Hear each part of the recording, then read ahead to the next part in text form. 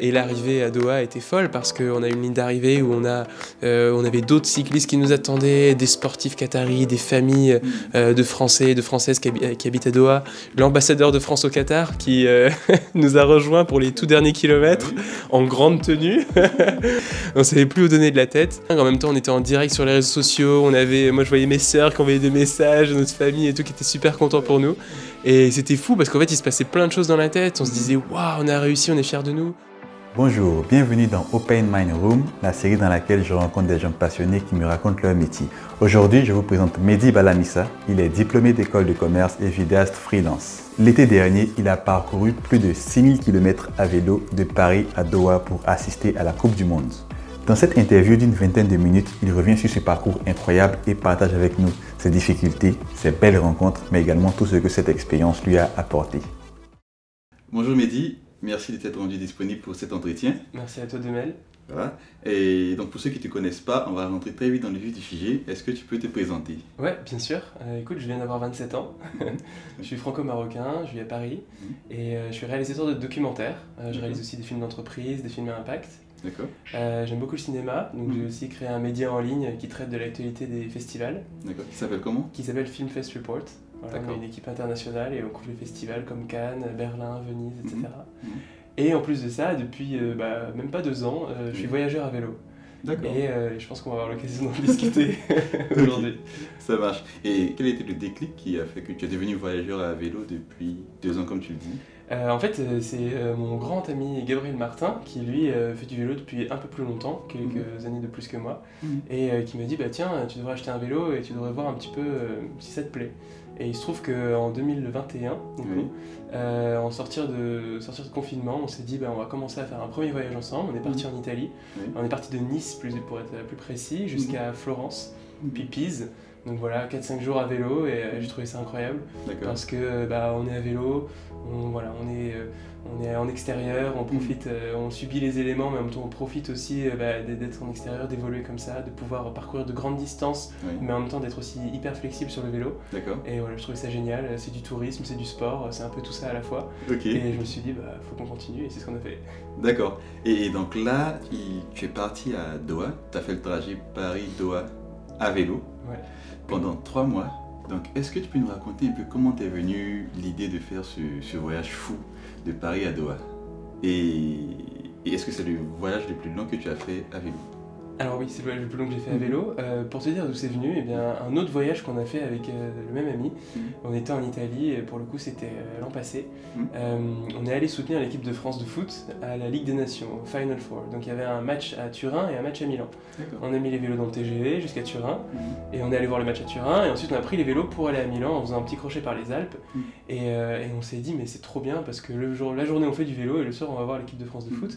Ça nous plaît beaucoup ce mode de vie, on découvre plein de choses, on fait du sport et on profite d'aller voir l'équipe de France.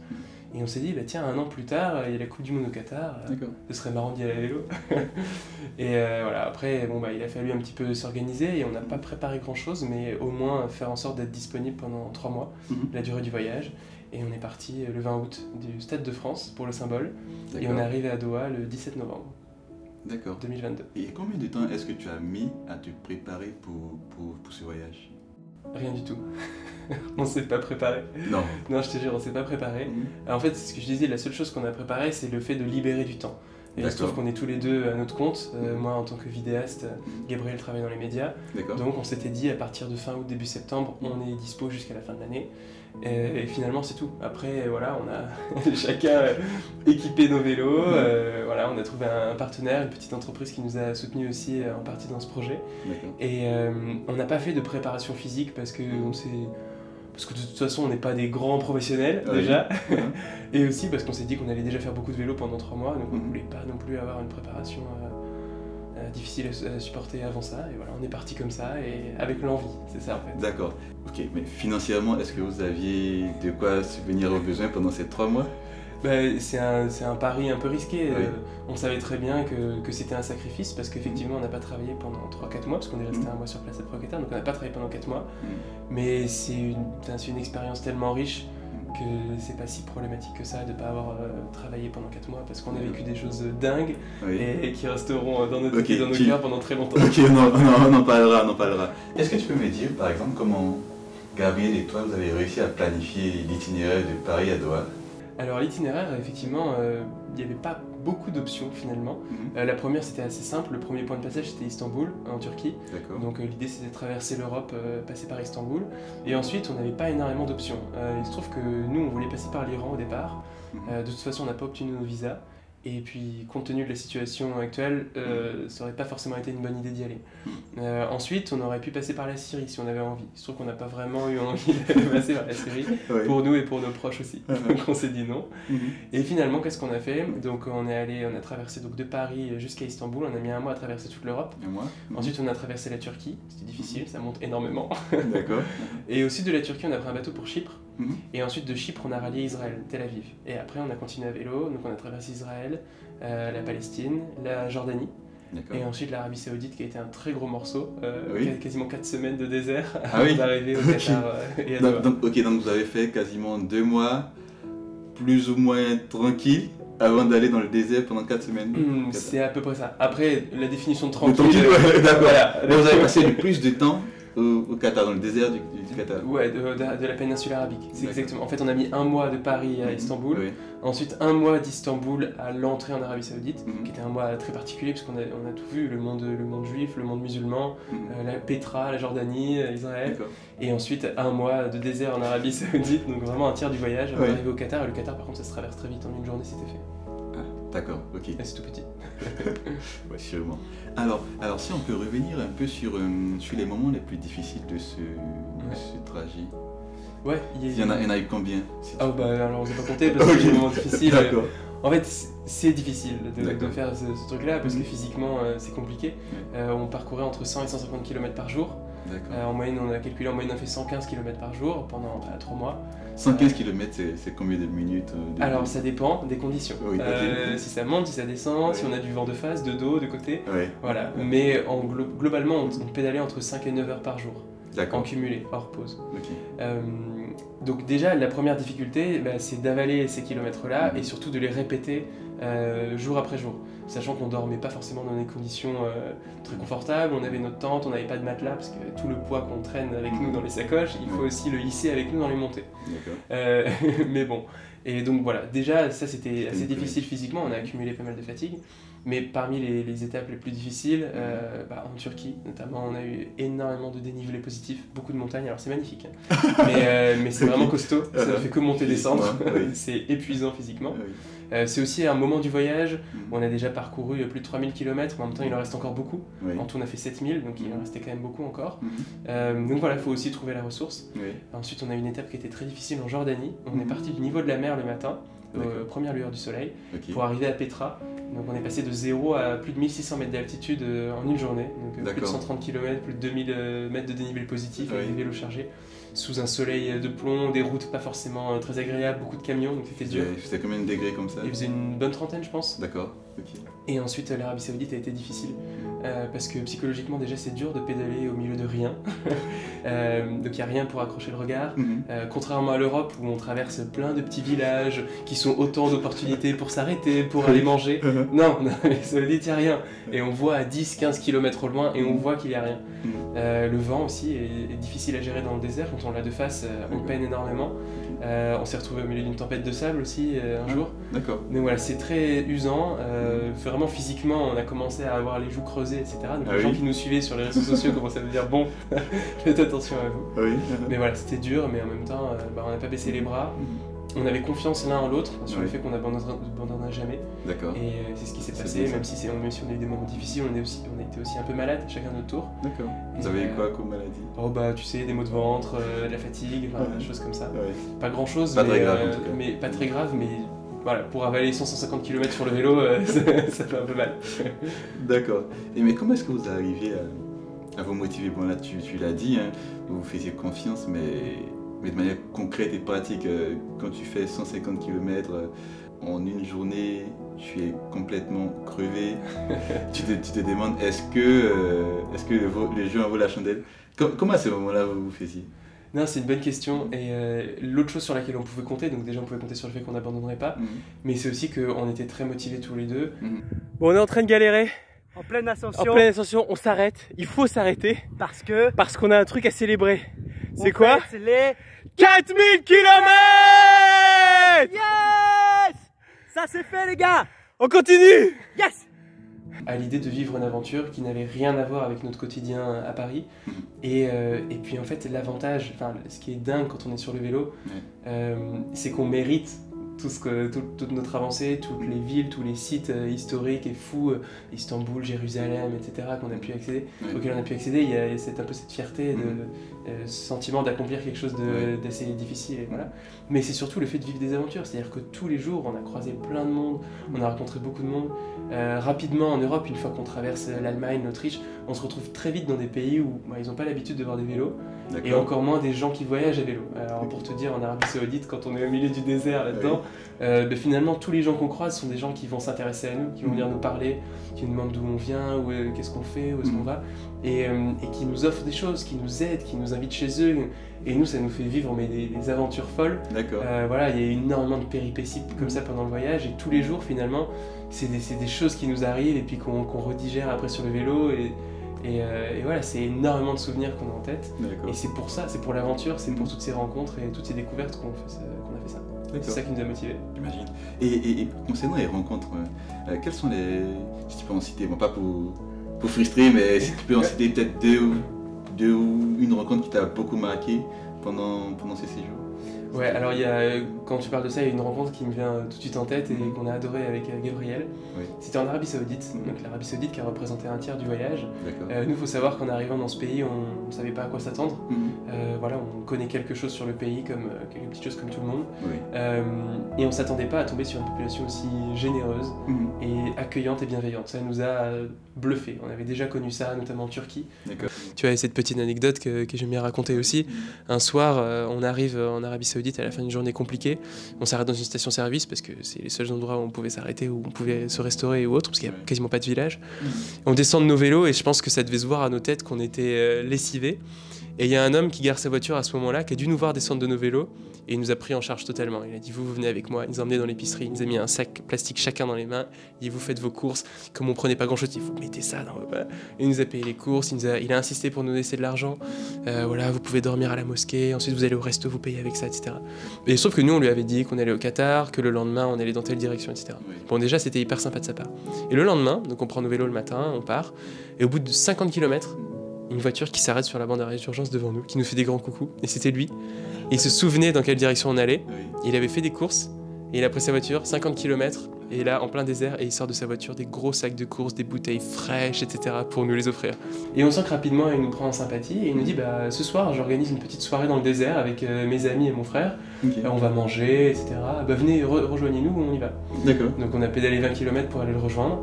Donc voilà, c'est un hobby qu'ils ont, ils vont avec leur gros 4x4, ils se posent dans le désert, ils recréent un petit salon, le thé, le café, le poulet, le riz, enfin voilà. Donc c'était une soirée magique, pour nous ça nous permet de décompresser et de bien échanger avec lui. Et l'avantage, c'est que cet homme-là, il habitait dans la ville qui était 50 km plus loin, où nous, on s'est arrêté le lendemain pour faire un jour de pause. Donc c'est quand même des jours de repos pendant le voyage. Et donc ça nous a donné l'occasion de le revoir. Donc, il nous a invités chez lui, il nous a fait visiter la ville, et on a eu on a adoré ce type-là, qui a 35 ans, et on a beaucoup échangé, beaucoup discuté, et sans tabou sur nos différences culturelles qui sont énormes. Et ce qu'on a adoré de sa part, c'est que quand bien même on a des visions complètement opposées sur la vie, sur les femmes, etc., et il y avait énormément de curiosité de son côté, beaucoup de pudeur aussi. Il nous disait, mais posez-moi toutes les questions que vous voulez. Lui aussi nous posait des questions très concrètes, très pratiques.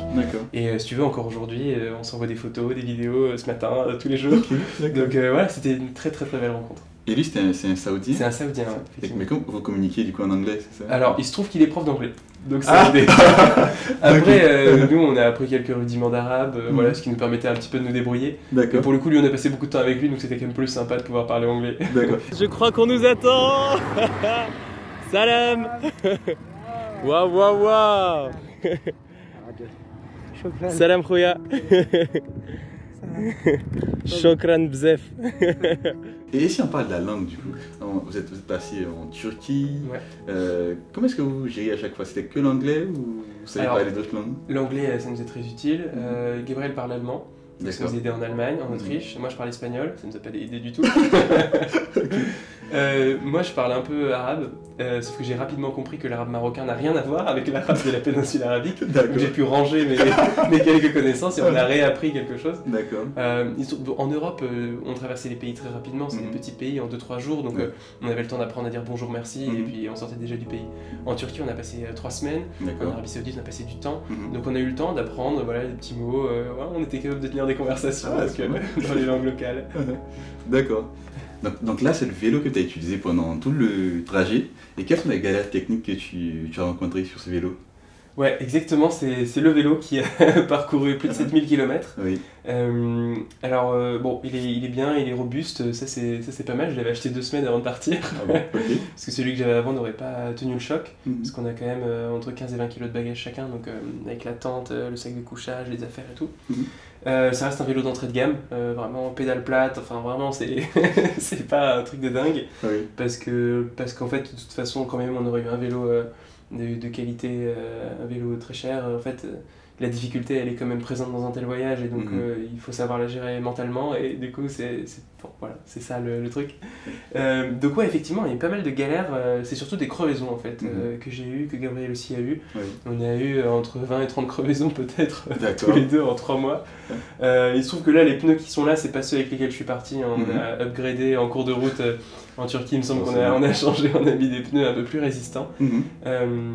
Et par contre alors moi le problème que j'ai eu en fait si tu veux, quand on avait des problèmes en Europe, bien souvent on trouvait un magasin de sport parce que déjà il y avait des villes assez régulièrement et très équipés en magasin de sport et notamment de réparateurs de vélos, etc. Donc il n'y avait pas de problème. Mais on se disait souvent dès qu'on avait un problème, parce qu'on a eu des rayons qu'on cassait, on a dû changer la roue arrière de Gabriel par exemple, on se disait t'imagines le jour où on sera en Arabie Saoudite, comment on fera? Bon, forcément c'est arrivé hein. En Arabie Saoudite, moi c'est mon pédalier qui est cassé. Donc autant dire qu'avec un pédalier cassé tu peux pas faire grand chose, tu peux encore moins avancer. Donc là en fait à ce moment là on venait d'entrer en Arabie Saoudite, donc on pouvait plus retourner en Jordanie, ou peut-être qu'on aurait eu un magasin de vélo pas très loin, mais avec les histoires de visa on pouvait pas revenir. Le seul magasin de sport qu'il y avait était à Riyad, à la capitale, à 1200 km de là où on était. On a dû mettre en pause notre voyage, je suis monté dans un bus, j'ai fait 1200 km aller, 1200 km retour pour aller réparer ça à Riyad. Sachant que même à Riyad c'était compliqué, j'ai dû faire pas mal de magasins de sport, etc. J'ai eu un peu peur parce qu'à un moment donné j'ai vraiment cru que j'allais devoir changer de vélo. Parce qu'il n'y avait pas de pédalier, des pénuries de pièces, etc. Et finalement, on a réussi à trouver un pédalier alors qu'il est un peu trop grand pour mon vélo, donc je suis passé de 2 à 1 plateau, seulement je ne peux en utiliser qu'un maintenant. Mais voilà, on a pu le réparer et après on est reparti avec Gabriel de là où on s'était arrêté pour pas tricher évidemment. Donc voilà, mais au-delà de ça, vélo robuste qui a vu du pays. C'est très bien. Vous avez également créé une page Instagram. Ouais, exactement.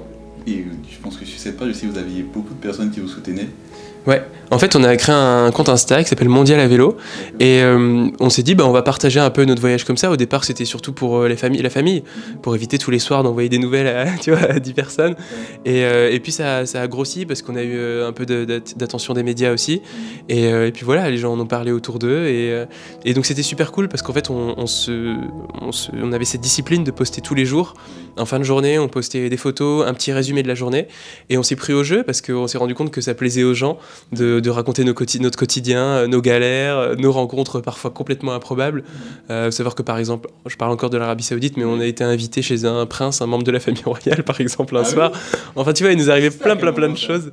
Ça c'était à Riyad. Quand on était à Riyad, on était non c'était sur le chemin, en route pour la Coupe du Monde. On était en jour de repos à Riyad, on visitait la grande mosquée de Riyad et par un concours de circonstances, on nous a offert des tenues traditionnelles saoudiennes qu'on s'est empressé de porter. Et donc on a encore plus attiré l'attention que d'habitude. Et là, une personne nous a dit venez, moi je suis proche d'un prince, il organise une réception ce soir, venez donc. Et donc il y avait le prince, sa cour, et puis ils reçoivent tous les mardis soirs des gens qui jugent intéressants, qui ont des projets, qui sont originaux, des chanteurs, etc. Et donc nous on s'est retrouvés avec le micro en main à expliquer à tout le monde ce qu'on faisait, c'était super drôle. Et donc voilà, donc on a partagé tout ça, toutes nos péripéties sur Instagram. Et ce qui était sympa, c'est que parfois on a des gens qui nous ont accueillis chez eux, notamment en France, en Europe, début du voyage. Et à la fin, on avait beaucoup de Français résidant à Doha qui nous ont suivis et donc qui nous ont invités, une fois qu'on est arrivé au Qatar, qui nous ont invités à manger, qui nous ont invités chez eux. Et c'était super sympa. Super. Vous avez le contact du prince du coup? Ouais, on a le contact du prince et de beaucoup de ses proches. Il faut savoir que, de contact du prince et de plein d'autres mondes. Moi, je reçois encore plein de messages de gens qu'on a croisés ci et là, qui me demandent des nouvelles. Et moi, comme mon père est marocain, j'ai beaucoup utilisé cette carte aussi pour pouvoir échanger plus en profondeur avec ces gens après par message. On a reçu pas mal d'invitations de proches du prince pour venir les soirs suivants chez eux. Mais on a dû les décliner parce que, encore une fois, on y serait encore. Et donc voilà, mon père envoyait parfois des audios en arabe à ces gens-là pour me donner un coup de main. Mais ouais, j'ai des bons contacts. Super. Alors, comment est-ce que s'est passée l'arrivée à Doha? L'arrivée à Doha, c'était un moment incroyable pendant ce voyage. Donc nous, on est arrivé le 17 novembre à Doha et on a passé la frontière entre l'Arabie Saoudite et le Qatar la veille, le 16. On a dormi le soir, donc la veille avant d'arriver, dans une station-service, comme bien souvent, au Qatar, à peu près 80-90 km de Doha. Donc on a dormi là-bas et le lendemain matin, donc le dernier jour, c'était fou. On a reçu la visite d'une vingtaine de cyclistes français et qataris qui habitaient à Doha et qui en fait sont venus pour nous accompagner sur toute cette dernière étape. On avait aussi des médias qui sont venus, TF1 qui est venu au réveil, M6, BFM, il y avait vraiment beaucoup de monde pour notre arrivée. Et donc si tu veux, c'était hyper drôle parce que nous on venait de passer 3 mois tous les deux seulement sur nos vélos, sur la route, parfois bien tout seul, notamment dans le désert. Et là on se retrouve entouré de tous ces gens qui ont fait l'effort de venir nous accompagner, qui nous avaient suivis aussi sur les réseaux sociaux pendant le voyage. Donc c'était génial de se retrouver au milieu du peloton, de faire la connaissance de tout le monde, de rigoler avec tout le monde, de profiter, de sentir le fait que ça sentait la fin du voyage. Voilà, on avait énormément d'adrénaline, on était crevés, mais bon, on a super bien roulé parce qu'on était remontés comme jamais. Et l'arrivée à Doha était folle parce qu'on a une ligne d'arrivée où on avait d'autres cyclistes qui nous attendaient, des sportifs qataris, des familles de Français et de Françaises qui habitent à Doha, l'ambassadeur de France au Qatar qui nous a rejoints pour les tout derniers kilomètres en grande tenue de sport, c'était génial. Et puis on a reçu, on était reçu par un comité d'accueil médiatique des télés du monde entier. On savait plus où donner de la tête. Donc c'était dingue. En même temps, on était en direct sur les réseaux sociaux. Moi, je voyais mes sœurs qui envoyaient des messages, notre famille et tout, qui étaient super contents pour nous. Et c'était fou parce qu'en fait, il se passait plein de choses dans la tête. On se disait, waouh, on a réussi, on est fiers de nous. En même temps, il y avait tellement de choses à gérer, tellement de monde qui était venu là pour nous encourager, nous féliciter. Donc ça fait chaud au cœur de voir toutes ces personnes-là. Et en plus de ça, il y avait un petit peu déjà un peu de nostalgie dans notre esprit, Gabriel, je pense, parce qu'on se disait, c'est fini. C'est fini ce mode de vie itinérant où on rencontre des gens toute la journée, où on atteint des lieux incroyables. C'est fini. Donc voilà, c'était très particulier, mais énormément d'émotions sur cette journée d'arrivée en tout cas. D'accord, ok. Et du coup, ensuite, vous avez rencontré la Fédération de football française. Alors comment ça s'est passé? Ouais, exactement. Ça a été la cerise sur le gâteau. On n'était pas venu chercher ça, mais on a eu le droit à ce cadeau supplémentaire. La Fédération française de football, qui était au courant de notre périple, a vu les choses en grand pour l'arrivée et ils nous ont honorés de la plus belle des façons, puisqu'ils nous ont permis, en fait le jour où on est arrivé, il y avait le seul entraînement public de l'équipe de France à Doha, pendant la Coupe du Monde. Donc déjà ils nous ont permis d'assister à l'entraînement et à la fin de l'entraînement ils nous ont dit, ils nous ont envoyé un message, ils nous ont dit, vous laissez les gens sortir. Et on s'occupe de vous après. On se dit, oh là là, il se trame quelque chose. En fait, ils nous ont amenés à l'arrière du stade où les joueurs sortaient du vestiaire et du stade pour monter dans le bus et rentrer à la camp de base. Et donc là, ils nous ont permis de rencontrer les joueurs à ce moment-là. Certains étaient déjà dans le bus, ils ont fait descendre tous les joueurs du bus, ils alignaient devant, leur dire, voilà, ces deux gars que vous voyez viennent d'arriver aujourd'hui, ils ont fait le voyage à vélo. Et donc voilà, les joueurs ont eu leur regard et tout. Puis ils discutaient un peu avec nous, voilà, Raphaël Varane, Hugo Lloris, Didier Deschamps. On a pris une photo avec tout le monde, c'était hyper sympa. Didier Deschamps qui a pris le temps de s'intéresser à notre voyage, à notre itinéraire, enfin ils ont vraiment pas fait les choses à moitié. Et le lendemain, ils nous ont rappelé, ils nous ont dit venez au camp de base de l'équipe de France, qui est un endroit qui est qui est pas accessible parce que c'est très sécurisé, personne ne peut rentrer, même pas les journalistes. D'accord. Et donc nous, ils ont réussi à nous faire rentrer dans ce camp de base, c'était incroyable. Donc c'était hyper drôle, on était là avec nos vélos crasseux, plein de sable et tout. Le camp de base, c'est l'hôtel dans l'hôtel. lequel ils reviennent à chaque fois. Exactement, c'est l'hôtel qu'ils ont privatisé, et oui c'est ça, exactement, on a vu les vidéos. Exactement, c'est l'hôtel privatisé pour les Bleus, c'est un palace quoi. Et donc nous, si tu veux, on était là avec nos vélos bien sales, qui encore 24 heures, 48 heures avant étaient dans le sable, dans les stations-service et tout. Et là, on roule sur les bons gros tapis bien moelleux du palace. Et voilà, on a rencontré le staff de l'équipe de France, Didier Deschamps et son staff, qui nous ont remis un maillot dédicacé de la part des joueurs. Enfin, voilà, c'était génial. Et puis en plus, ils nous ont offert les places pour le tournoi. Donc c'était... Nous, ce qu'on se disait avec Gabriel, c'est que avant même d'arriver à Doha ou de franchir la ligne d'arrivée qu'on s'était donnée, en fait, on avait déjà gagné. Ce qu'on a vécu, l'expérience qu'on a gagnée, l'expérience de vie qu'on a gagnée, et on l'a pour toujours. Et c'était phénoménal et ça nous suffisait. C'était déjà un énorme cadeau. Donc si tu veux, ça, c'était vraiment la cerise. La cerise. D'accord. Et quel serait le conseil que tu pourrais donner à des personnes qui seraient intéressées pour entreprendre ce genre d'expérience? Alors, c'est une bonne question. Le premier conseil que je donnerais, en fait, c'est de pas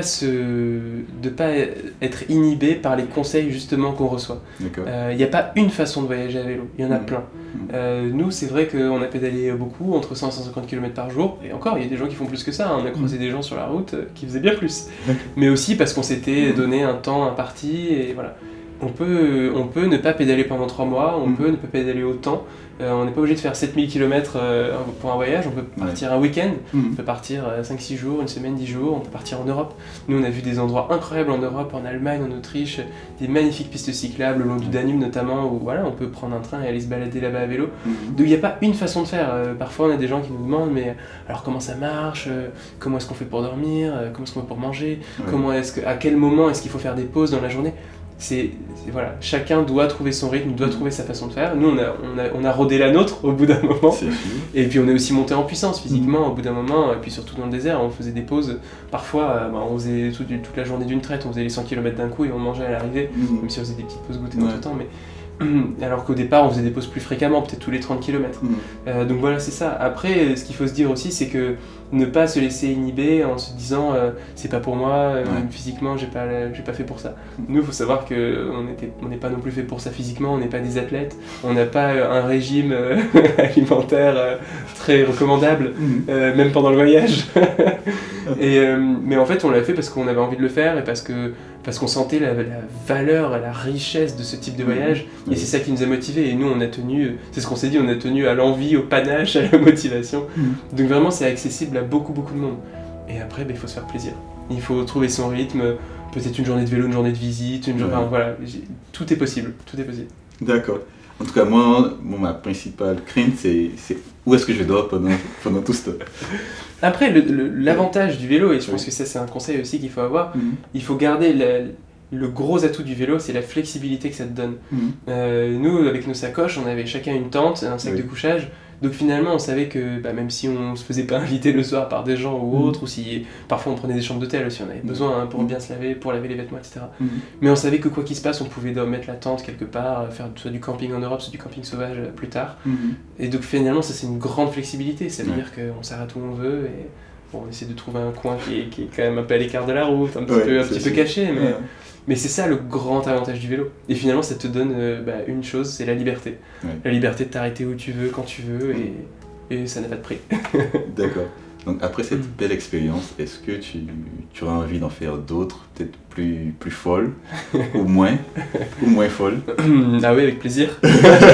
Non, écoute, là, ce voyage est encore tout frais, donc on a besoin de le digérer, de savourer encore tous ces souvenirs qu'on a glanés, qu'on a accumulés, produire quelque chose pour les faire vivre, pour les marquer aussi pour nous, que ce soit par, je sais pas, écrire un bouquin, même si c'est quelque chose qui va rester personnel, on n'a pas forcément besoin de diffuser, mais déjà, tu vois, on a écrit des résumés quotidiens, collecter tout ça, mettre des ajouts, rassembler les photos, faire un album photo, je sais pas, donner une conférence, faire plein de choses qui vont nous permettre, nous, de pouvoir savourer tout ça. Et ensuite, oui, on aura très envie, je pense, de refaire d'autres voyages ensemble, séparément. Et même des voyages plus courts, tu vois, par exemple, moi, début 2022, je suis allé à Londres à vélo pour voir un concert. Je me suis dit pourquoi pas y aller à vélo, ça prend 3 jours, ça se fait très bien. Voilà, et au bout d'un moment on devient un peu addict au vélo. Moi c'est un petit peu, tu sais, quand on faisait un jour de repos, le lendemain on montait sur le vélo, ça faisait du bien d'avancer, de quoi il y aura d'autres voyages, peut-être plus longs, peut-être moins longs, j'en sais rien. Et je peux pas trop me prononcer là-dessus, c'est juste que oui, j'ai encore envie de vivre des aventures. Et tu vois, par exemple, le vélo, il y a 2 ans, j'en faisais pas. J'avais aucune idée que j'allais faire ce voyage-là. Donc peut-être que dans 2 ans, je ferai autre chose, je sais pas. Peut-être. D'accord. Ok, en tout cas, merci beaucoup pour avoir pris le temps. Merci à toi. Pour raconter ton expérience qui était splendide, incroyable. Merci beaucoup. Voilà, donc n'hésitez pas à vous abonner sur la chaîne pour voir d'autres vidéos de ce type. Et à suivre aussi sa page Instagram. Voilà. Merci, et soutenez Demel, il fait du super boulot. Merci, allez, salut.